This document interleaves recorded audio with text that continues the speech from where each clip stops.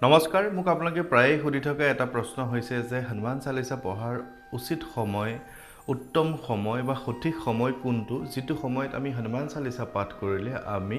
অধিক ফল পাম বা আমাক ভগৱানে কৃপা কৰিব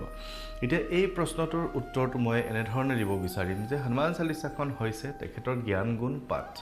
हनुमान प्रभुर आमी ज्ञान और गुण तक पाठ करिम जे हनुमान ज्ञान गुण सागर जय कपे से तिहु लोक उजागर इटा कथा हल जे हनुमान चालिसा पाठ करार कोनो निर्दिष्ट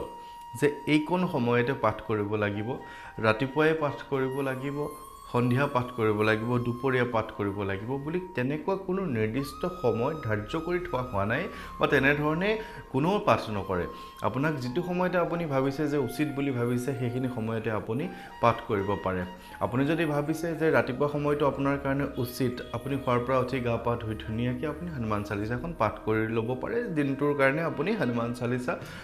হনুমানজীৰ কৃপা পাব ঠিক তেনেকৈ আপুনি যদি অফিস কাছাৰীলৈ যায় দিনটো বহুত ব্যস্ত থাকে আপুনি অফিসৰ পৰা অহাৰ পিছত সন্ধিয়া সময়ত আকৌ গা পা ধুই আপুনি ধুনীয়াকৈ হনুমান চালিসাখন পাঠ কৰিব পাৰে গতিকে নিজৰ যেটো সুবিধা অনুযায়ী আপোনালোকে হনুমান চালিসাখন পাঠ কৰিব ঠিক তেনে ধৰণে আপুনি পাঠ কৰিলে সেইখিনি ফলাফল ভাল পাব আৰু এটো কথা যে কিবা এটা পাবৰ কাৰণেহে যে আমি হনুমান চালিসা পাঠ কৰিম তেনেকুৱা ধৰণৰ কথা নহয় আপুনি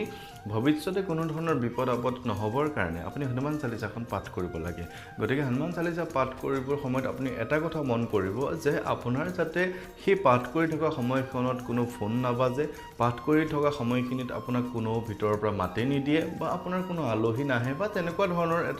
এটা এনেকুৱা এটা কনসেন্ট্ৰেচন তেওঁক দিব লাগে যে সেইখিনি সময় আপুনি 5 মিনিটেই দিছে 10 মিনিটেই দিছে আপুনি তেখেতৰ কাৰণে সম্পূৰ্ণ দিছে আৰু তাত কোনো ধৰণৰ আপোনাৰ বাধাৰ সৃষ্টি নহয় গতিকে আপুনি যেটো সময় উত্তম বুলি ভাবে তেতিয়া আপুনি পাঠ কৰিব বিপদ আপদ হোৱা যেন পালে আপুনি গাড়ী চলাই থাকোঁতে হনুমান চালিসা পাঠ কৰিব অফিসত বহি থাকোঁতে হনুমান চালিসা পাঠ কৰিব যিকোনো সময়তে আপুনি পাঠ কৰিব পাৰে আউৰাই থাকিব পাৰে মাটি থাকিব পাৰে কিন্তু যেতিয়া উদ্দেশ্য থাকে কিবা এটা উদ্দেশ্য থাকিলে সংকল্প লোৱাৰ কিছু নিয়ম আছে বা চাকি গছ জ্বলাই ধূপ ধুনা জ্বলাই পাঠ কৰাৰ নিয়ম আছে সেইখিনিও মই মাজে সময়ে আপোনালোকক কৈ থাকো কিন্তু এটা কথা আপুনি মনত ৰাখক যে হনুমান চালিসা পাঠ কৰিবলৈ যে এইটোই এটা সময়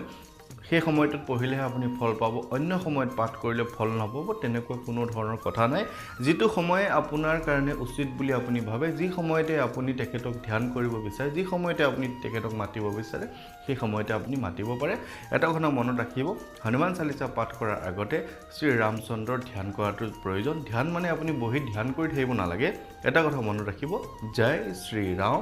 জয় শ্ৰী ৰাম জয় শ্ৰী ৰাম আপুনি নিজৰ মতে আপুনি মাতি লৈ